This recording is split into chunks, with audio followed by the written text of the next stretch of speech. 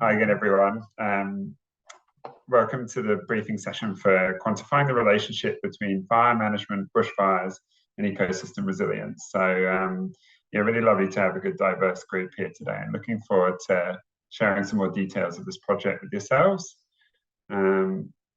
So just before I get into the flow of what we're doing today, how it's going to work, I'd just like to take a moment to acknowledge the traditional owners of the lands that we're all dialing in from today. So I'm dialing in from Yagara and Turrbal land, Simon, Angie, and North Brisbane.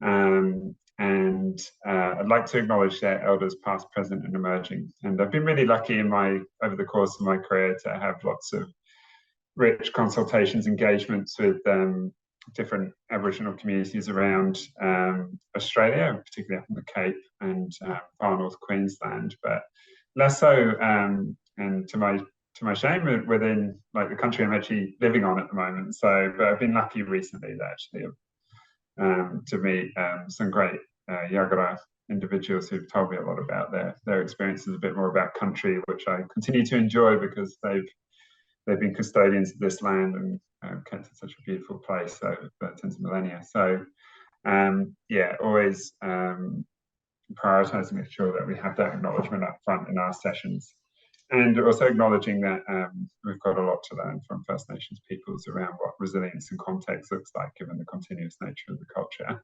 far outstrips any other in the world. Yeah, we acknowledge their wisdom in this space.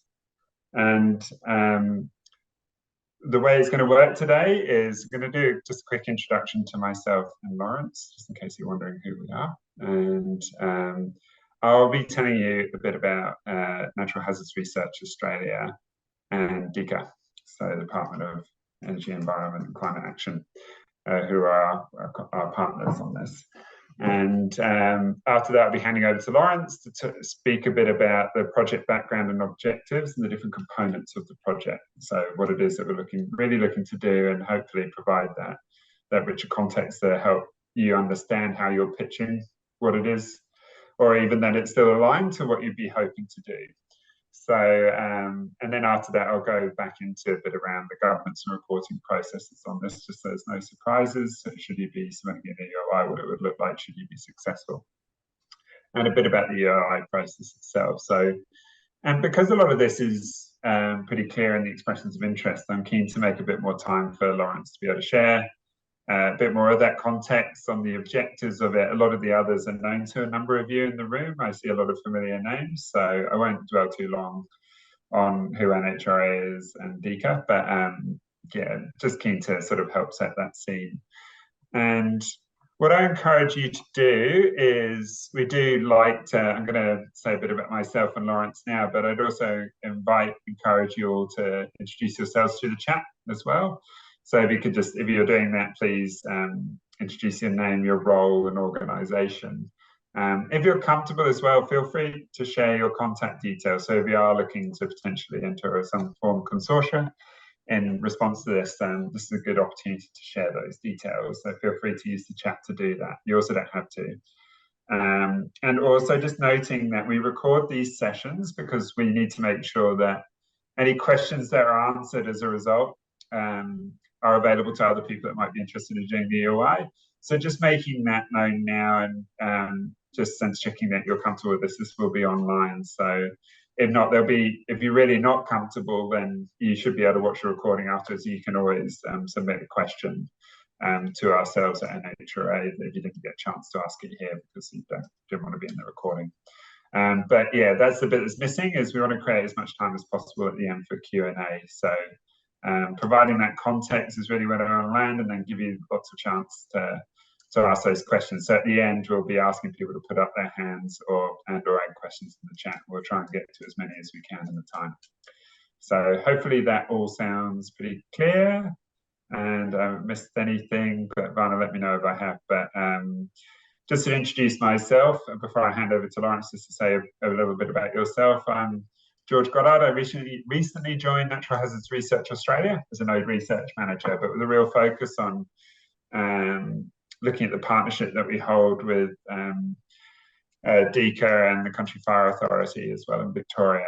So yeah, I feel really lucky to be joining. It's a very long, successful partnership, in particular with the DECA partnership, which has been running for quite a while now with NHRA, and previous to that, bushfire and natural hazard CRCs. So a long and rich partnership with lots of impact. So I'll tell you a bit more about that later. But Lawrence, are you happy to say a bit more about yourself? Yep, no worries. Thanks, George. Good afternoon, everyone. I'm Lawrence Berry. I'm a fire ecologist in the statewide fire ecology strategy team with DECA. So we work across coordination of the agency's fire ecology program and with interagency partners like Parks Victoria and CFA through the Safer Together program. We're responsible for trying to work at that interface of policy, management and science to try and drive better outcomes for ecosystems and ecological values. And that's sort of the area where this project is pitched to that intersection. So nice to see you all today, and yeah, I look forward to running you through the project, answering any questions that come up.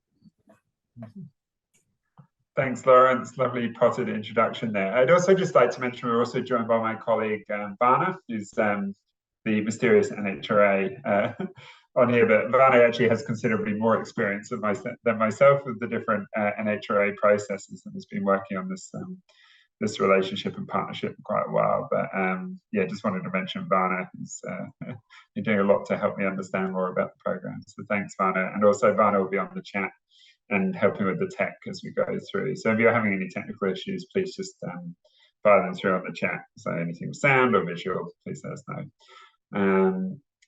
So welcome again, everyone. I'm just going to do a quick overview of NHRA. So we're a not-for-profit set up as a centre as an iteration from bushfire and natural hazard CRC, but funded under a Commonwealth agreement. So with $85 million over 10 years, with that being topped up by different partners that we work with through our core programme. But we also have this commissioned research with a couple of agencies. So DECA is one of them, and it's a really long, rich partnership that we've had with DECA over time. Great to be able to work with agencies that really are invested in funding research to help do things differently, do things better, and take really good looks at what's working well and what's not. So yeah, there's a couple of different threads to what NHRA does. We have a number of core objectives. In essence, we're here because we want to be able to generate knowledge that's going to help improve community resilience, and see it used. So yes, while we're here, we want communities to be more resilient to natural hazards that they're exposed to currently.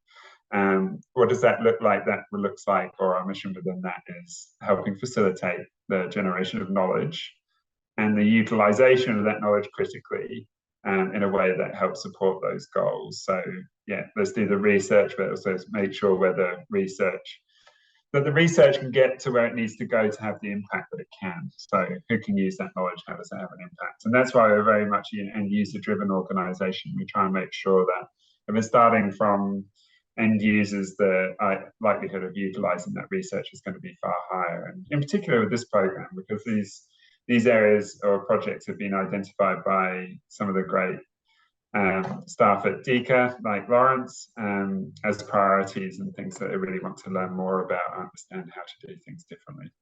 So yeah, it's been a really great joining NHRA. I would say I've joined from a career in international development on similar research programs, but really maintaining that impact focus and research. And yeah, so like I said, a long and rich history of DECA on this program. So the Bushfire Science Research Program has been going really since 2011, so 10 years, even before NHRA was established in its current form or iteration. And yeah, it's really well, like coming into the program relatively new. It's actually a really great governance structure we have to be able to help identify the research priorities from the DECA perspective and help manage those research projects on an ongoing basis. So we have a specific project control board, which is chaired by the state's rep, who's Dylan Rowe. and they have strategic and oversight and governance of all the different projects that we collaborate on together. And yeah, as centre project manager, I have project oversight, so I'm the one who any successful EOI applicant would be working really closely with. It'd be Lawrence and myself as part of a project management team. And I'll go more into that governance arrangement later. But Lawrence is the DECA research lead, and this is just a diagram to help understand a bit more about how that's structured. But on every project, we tend to have this team together to help make sure that the project is hitting the milestones and staying on scope as we go throughout. Because ultimately, you know, we can help do that and understand it, but Lawrence is the one who's going to be using that research and help advise as we go through. So that was a bit on the sort of general background of DECA and NHRA, that relationship. I'll go a bit more into the governance later. Some of you will already be familiar with that, but it'll just be a good overview for those that might be fresher. But Lawrence, I was thinking at this point, it'd be good to hand over to yourself to talk a bit more about what this specific project is within the broader DECA program and why it was that this emerged as a priority for you. Great, thanks, George. I'm sure everyone has had a look at the project description, so I'll just kind of recap broadly. We've got a policy in Victoria of trying to manage environmental values around this concept of ecosystem resilience. You know, we're having an increased frequency of wildfires in the landscape and increased application of fuel management actions to try and drive that. The context behind this is the Victorian government is trying to identify targets for fuel management to achieve certain outcomes for ecological resilience and for ecological values, threatened species trajectories and these sorts of things. And they're covered by a range of policies, either responses to inquiries and audits after the 2019 fires or as part of initiatives like the Bio 2037 objectives. So what we're really interested in understanding is the leverage of management actions over driving outcomes for these values. And we've got a range of projects in this space. And this particular project, what we'd like to do is look back over the fire history to retrospectively look at landscapes where we've had different patterns of fire management and different patterns of bushfires to understand how each contributes to driving resilience in whatever direction.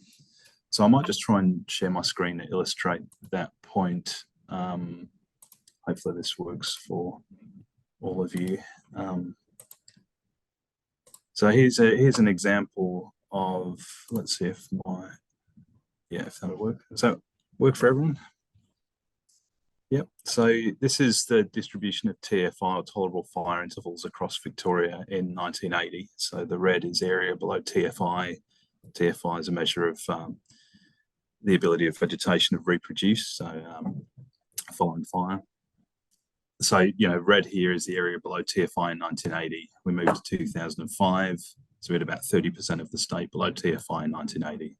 This is in 2005, and this is where we're at in 2022. So it's becoming more of an issue. So we'd like to understand how obviously bushfires are driving this trend, but how can we use fire management to try and influence future patterns in this, you know, given the bushfires are going on.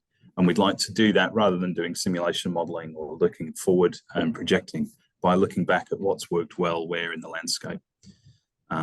Because what we can see is that this pattern is largely driven by TFI patterns in certain parts of the state, but in other parts of the state that have experienced bushfires like Loddon Mallee, the Grampians, you know, these areas aren't quite showing the same, you know, continuously upward trend in area below TFI. You know, so here's a bit of a breakdown of that for some of those regions. And I might skip here to some slides just to illustrate this a bit more. So this is the Loddon Mallee area, for example, where we've, in those large mallee reserves, there's been, you know, sort of strip burns put into the landscape over time. And the idea is to break up the continuity of fuels across these large areas to maintain sort of that diversity in mosaics that contributes to, you know, those sort of trends in ecosystem resilience. Whereas in other parts of the landscape, you know, we tailor fire management obviously to the ecological conditions or to the environmental conditions and the assets that we look at this is the JFMP going forward, but just for an example, the planned burns that we're looking at implementing over the next 3 years, there's a very different kind of arrangement from these linear burns in the Mallee to this kind of patch mosaic type approach. And that's just looking at the burn unit level, not even within the units and what sort of patterns are going to be applied within them. So we're kind of really interested in how this sort of management or landscapes with this type of approach will help to drive resilience in one direction or another and other values. And that's kind of the purpose of this project, is to interrogate existing data sets to see can we answer that at all. So yeah, they're the main aims, I think, that we've got there, to quantify where fire management has had an influence on bushfire activity or on ecosystem resilience. We're more interested in general patterns of fire management and bushfire in the landscape, and then the sort of trends that have happened to ecosystem resilience, rather than the leverage over fire behaviour from the management, which we've got other projects looking at more specifically. Although there's potential synergies with those projects in this one. And then essentially to provide broad stroke recommendations on, how we can apply fire in certain ways to drive these values at a landscape kind of scale. So yeah, the outputs will mainly be a written report and collaborative publications based on the analysis delivered. And then it's sort of standard to provide the R script and data that comes out of those analyses, along with a presentation to the department and team. Given that there isn't a solid methodology that we're outlining with this, there will be a bit of time to establish that and to interrogate the data to see what questions are possible. So this kind of objectives and aims that I've outlined here are kind of what we'd ideally like to see, but it depends on the limitations, obviously, and the samples and replicates available for different approaches to be used against the fire history data set and other data sets that might come up. It might be worth jumping to the next one, George. Yeah, so there's the key kind of steps we've got in there: project planning, involving a bit of time there to obviously look at study design and work out what's feasible and set some expectations around that. And then looking for analysis to be completed after about 6 months, and the final report to be delivered within a year of the project starting. Sorry, that was the old table, Lawrence. So yeah. sorry there. Yeah, I wonder what's going on there. Typo there. Yeah. But it is a relatively small kind of project. We're hoping that it can be kind of desktop-based type analysis. We've obviously got a very modest amount of funding for this that we managed to pull together from some underspend from the Office of Bushfire Risk Management.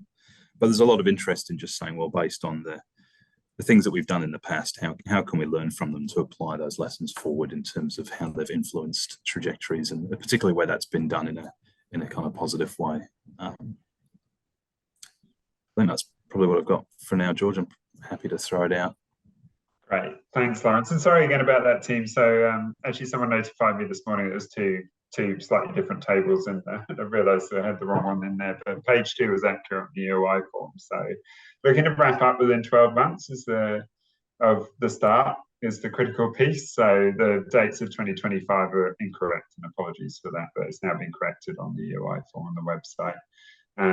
But yeah, sorry for throwing you there, Lawrence. But I think answering Chris's question in the chat there, George. Okay, yeah, cool. It's not specific requirement to use R, Chris. So it's standard for us to just request what the relevant scripts for records and completeness, whatever you use, it's fine there.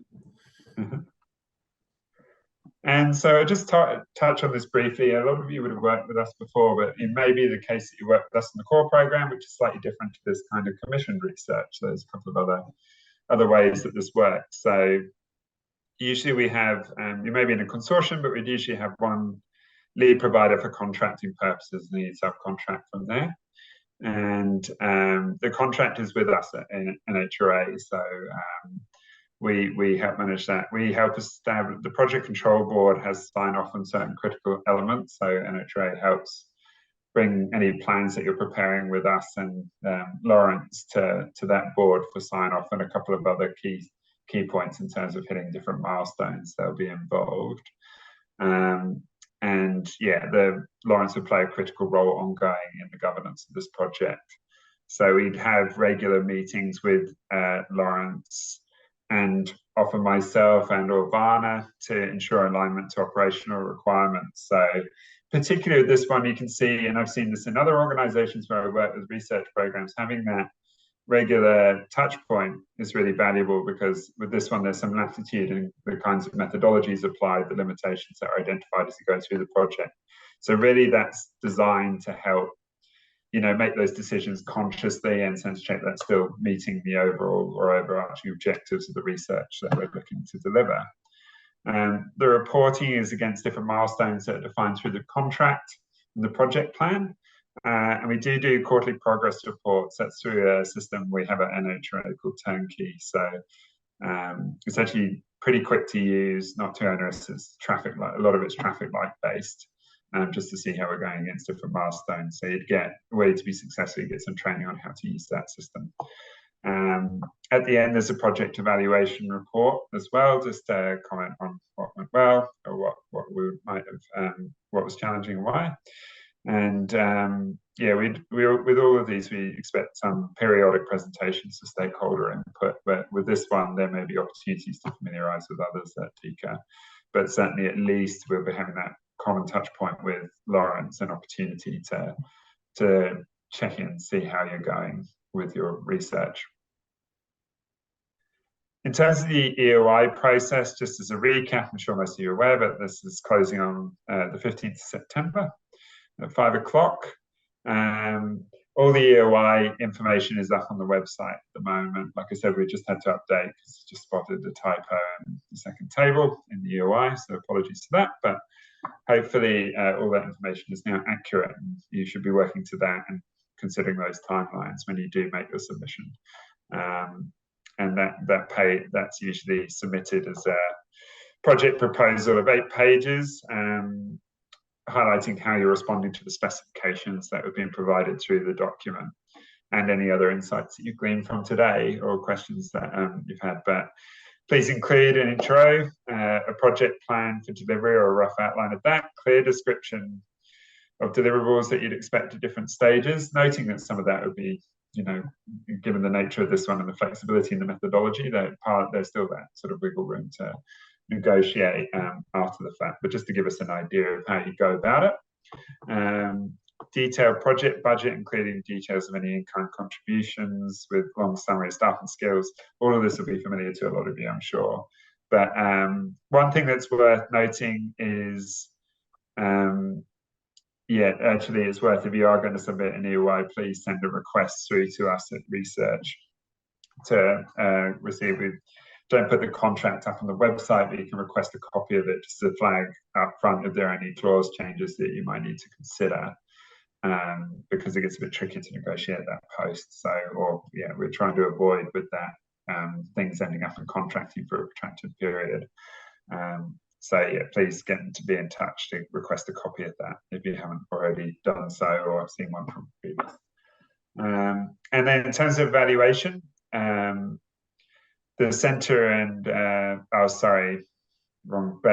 it'll actually just be the centre reviewing this, so it'll just be individuals from us, and we'll make a recommendation to DECA on that basis. So we'll be looking at your research and development capability and the quality of your project proposal, and actually noting that if you've had good industry engagement historically, that's definitely a plus. And you can see all the weightings for these in the actual EOI form. And value for money, so that's where having that detailed project budget in-kind contribution is really important to be able to evidence that. So that was a bit of a whistle-stop tour. That's because we wanted to create a lot of time to have a conversation as well. So yeah, a lot of that was recapping, apart from your really rich slides, thanks Lawrence, on what's already in the form. But we do want to create this opportunity and space for you to be able to ask questions. So thanks for bearing with us while we recapped, and I'm sure for a lot of you are aware of that. But so without further ado, I'll go to the questions. So Jim, are you happy to come off mic? Yeah, sure. Thanks, George. Thanks, Lawrence. Just similar to Chris's comment, actually, in the chat there. So just to clarify, so you're really interested mostly in eliminating and going back over the fire history and pulling out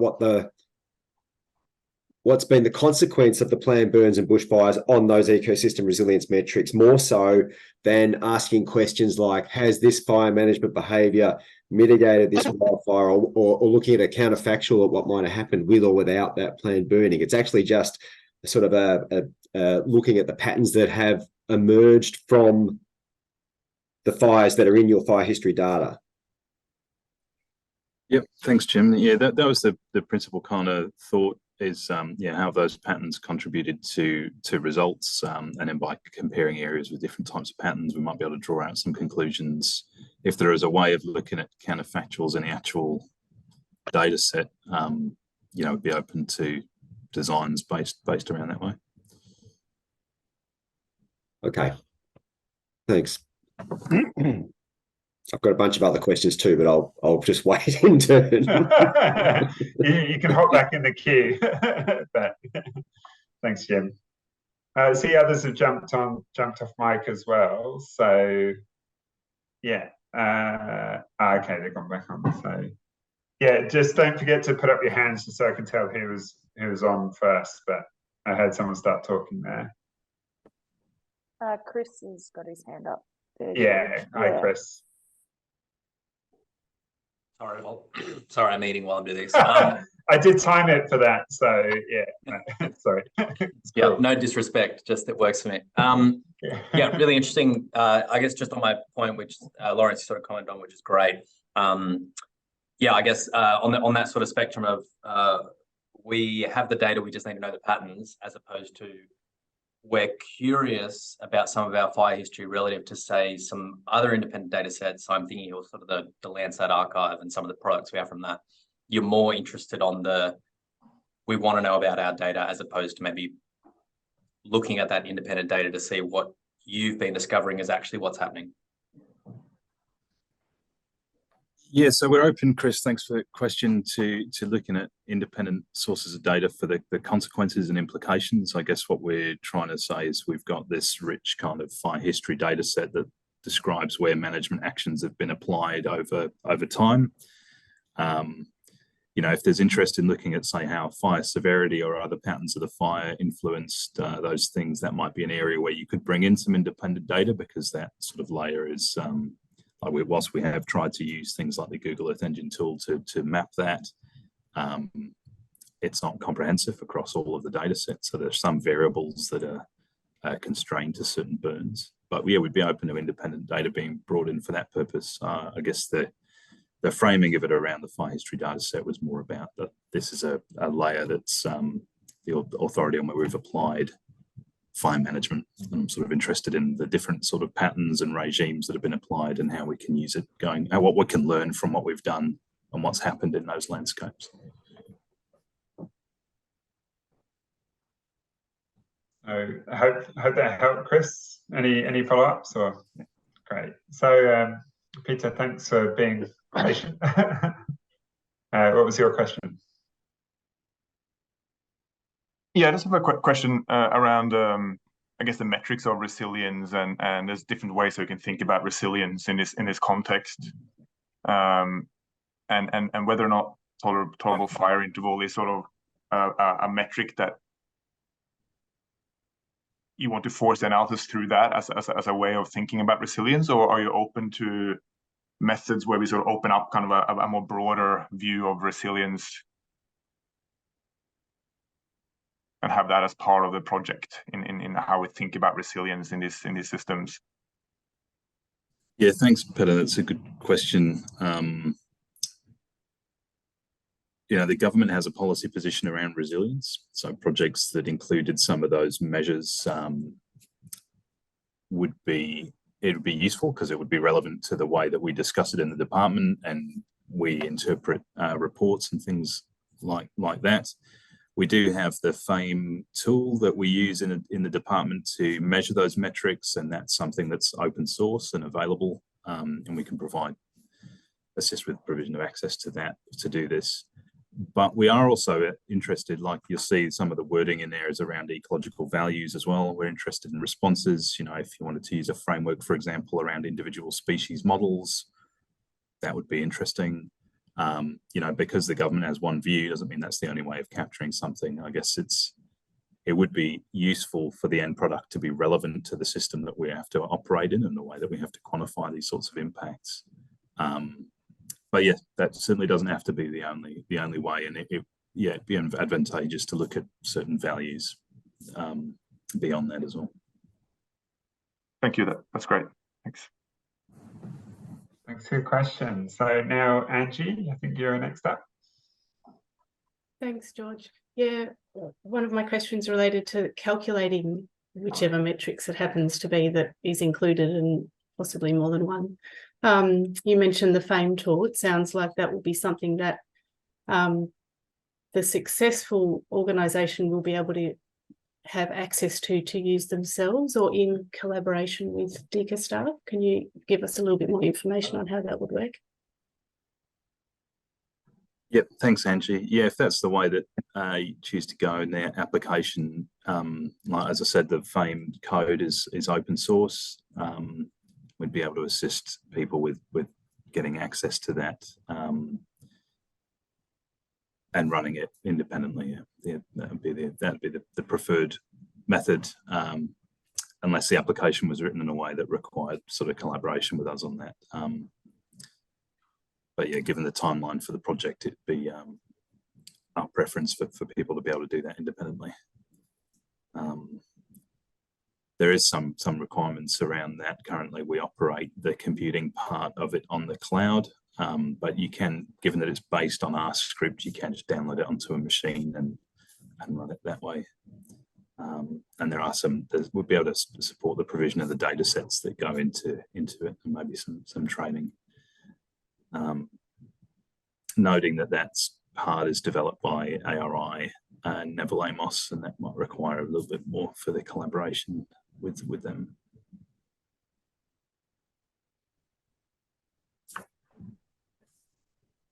I hope that helped there. Any follow-ups there, Angie? You happy? Thanks, that's great. Perfect. Danielle? Yes, hi, thank you. Also from the University of Newcastle with Chris. I just wanted to clarify, coming back to resilience again, just so we've got our head straight on what it is we're focusing on. So the main goal then is to look at vegetation resilience as opposed to like animal species resilience, or would that potentially be something you're also interested in? Yeah, thanks, Danielle. So currently we've got 3 measures of ecosystem resilience that the Victorian government's using and reporting on, which are the TFI measure, so the TFI status of tolerable fire interval status of vegetation, so that resilience measure areas burnt while below TFI. There's another measure called distribution of growth stage structures that looks at the time since fire age class of vegetation in different ecological fire groups, which are collections of EVCs that we have. It's all based on David Shields' work from 2010. And there is another measure, which is species habitat availability, that's calculated in the FAME software, where we look at time since fire response curves for a range of species. We've just put together a data set based on the Victorian Biodiversity Atlas points to create time since fire response curves for species that you then overlay with the fire history and vegetation maps and habitat distribution models for those species to be able to plot it out, the sort of trends in FAME. You can also overlay polygons of fuel treatment into those into that tool to have a look at how those things influence the trajectories of that. But as I said, that's one option that you could use. So there might be individual species type models that you prefer to use instead. Yeah, great. Okay, thanks. That's very helpful. Thanks, Danielle. Jim, I appreciate how patient you've been. I know you've been sitting on that little list of questions, so thanks for putting a hand up and getting back in the queue. But yeah, what was your? No worries. This one relates to the actual fire management. So, Lawrence, there's a little bit of ambiguity in the EOI and some of the outputs. So, is it primarily just interested in planned burning as the management response, or are you also interested in looking at a whole suite of other management or fire management actions that you might include in that,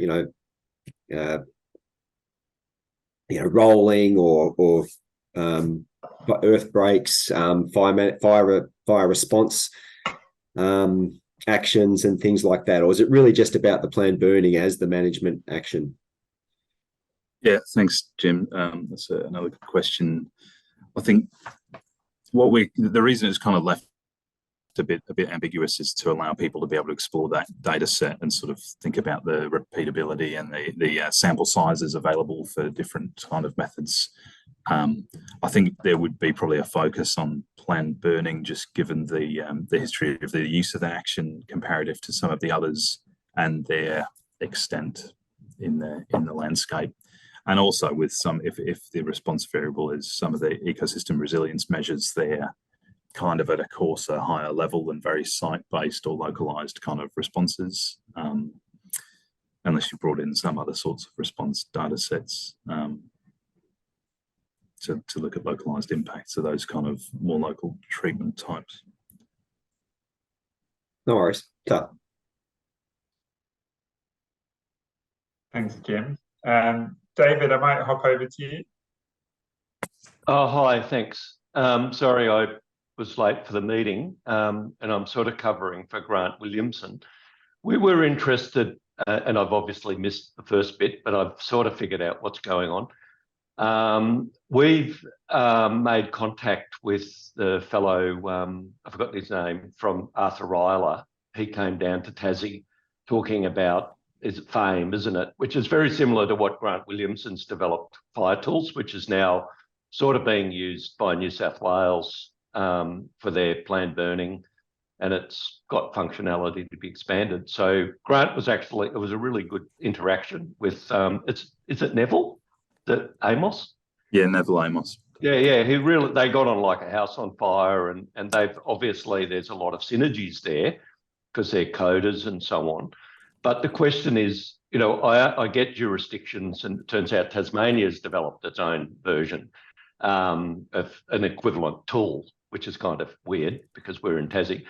But I get jurisdictions want to do their own thing. But what would happen if the idea, I guess we're trying to get to the bottom of if Grant's committed to fire tools, and that's slightly different to FAME, but because of the course, the source, it could be shared, the code could be shared. Is that a barrier or is that an advantage? Is it like, well, Victoria has a tool, we want to use that tool, versus we're open to seeing tools being developed and we like to see hybridization and cross-fertilization and so on, because that would affect how we would think about this opportunity.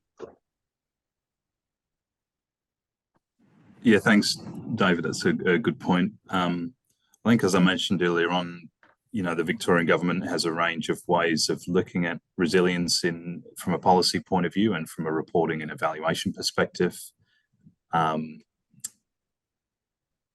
If the work could be framed in a way that's relevant to that, I think how you get there doesn't matter as much, as long as the outputs of whatever other modelling process you're using are comparable or meaningful.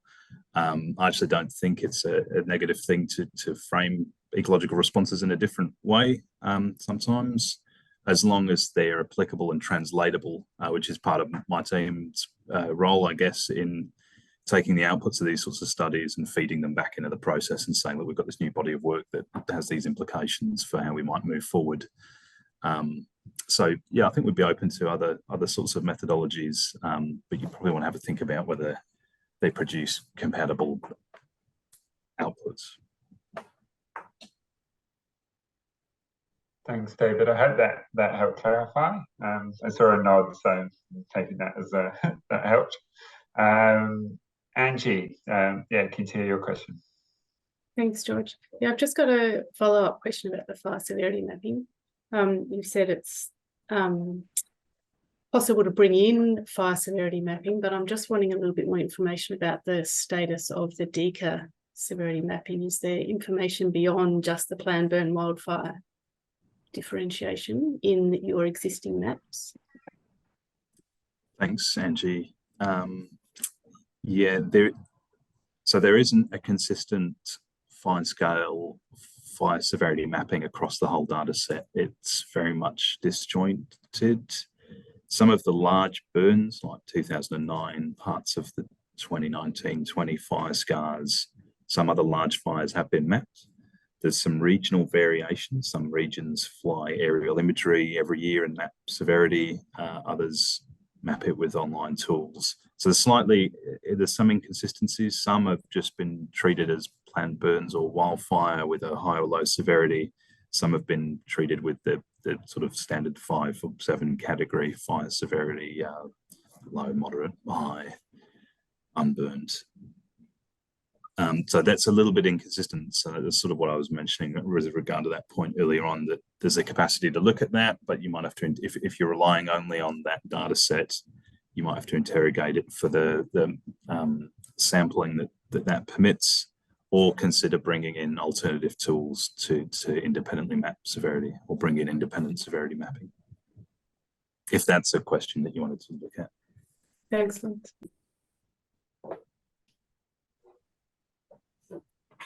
Thanks, Lawrence.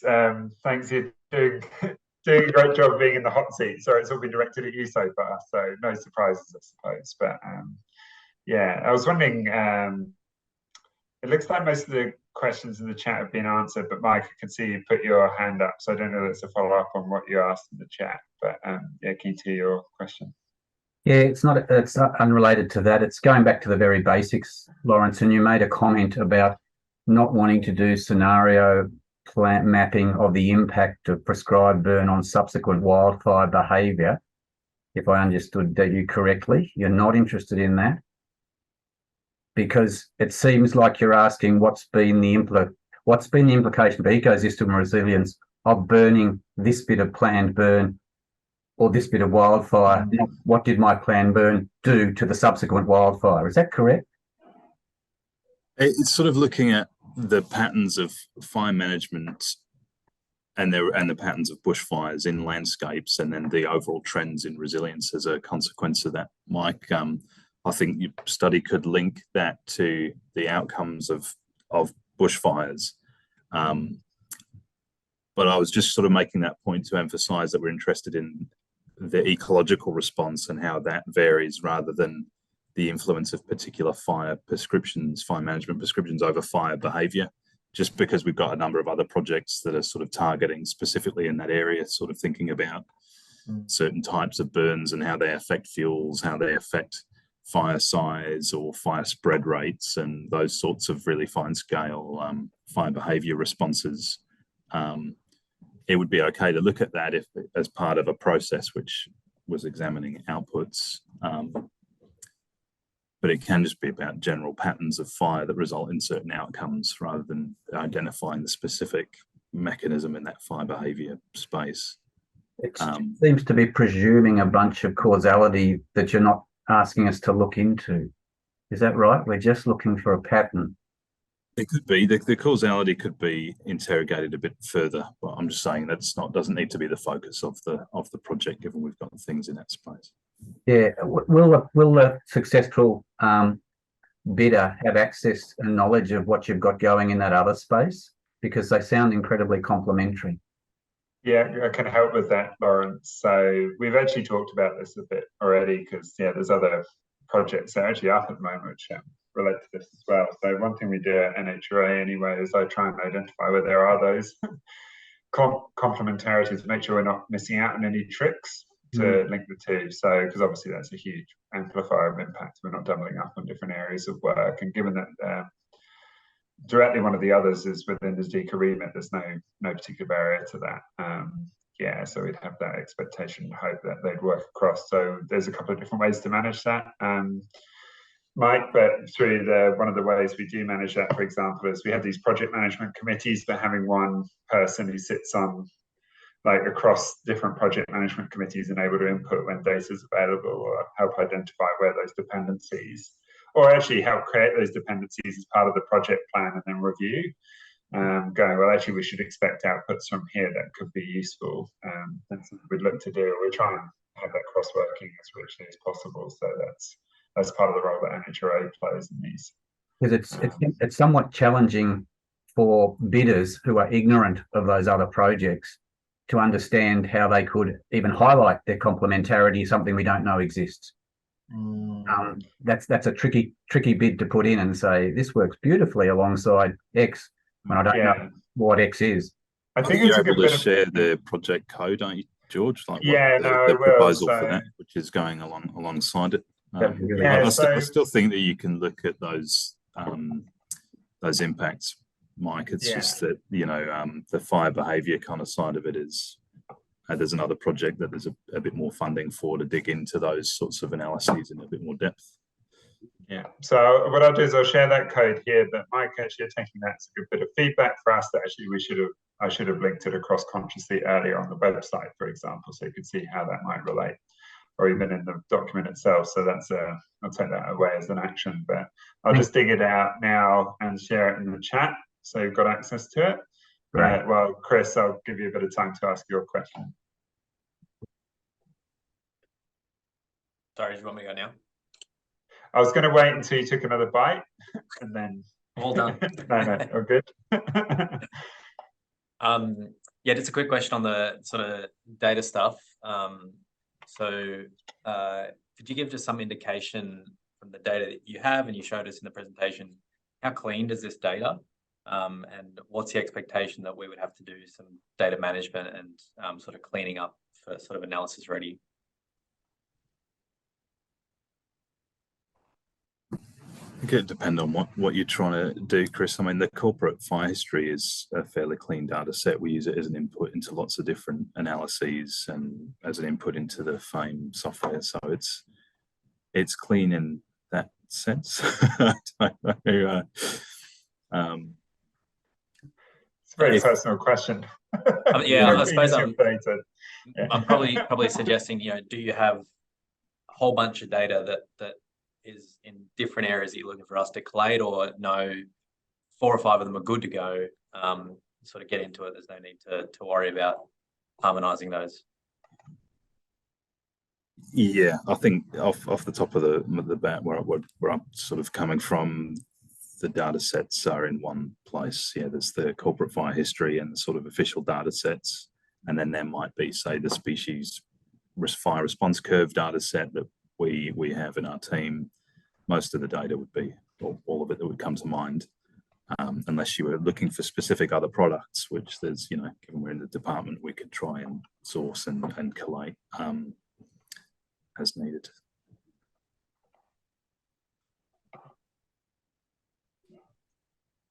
Great. I'll pop one of the links in the chat just for everyone's reference. And actually links across to another related project as well, so you've got a sense of what those other ones are. But I think we'll look to update the EOI just to share where they're show those dependencies a bit more explicitly. Yeah. So that was good I think feedback. just circling back to Mike's previous question, George, that project's being delivered, Mike, by the bushfire risk team that we work alongside. So we can, through our involvement in the project, we can try and draw synergies and allow access and that sort of thing with the successful party. My understanding from that particular project is that it will involve use of the bushfire reconstruction data set, which isn't just about the outcomes of the fire history, but it's sort of the reconstructions of how those fires burned over time. And then, you know, so how was it tracking in terms of speed and intensity, rate of spread prior to interaction with the treatment area, and then what happened after that. So you can kind of get a bit of leverage and understanding of the occurrence there. If people wanted to use that data set as part of this project, circling back to Chris's question, that would require a little bit of data collection, because at the moment they're all over the place, and that there is a project looking at pulling that reconstruction data together in a one central area, but it's not complete. So if you wanted to use that, Chris, that would require a bit of.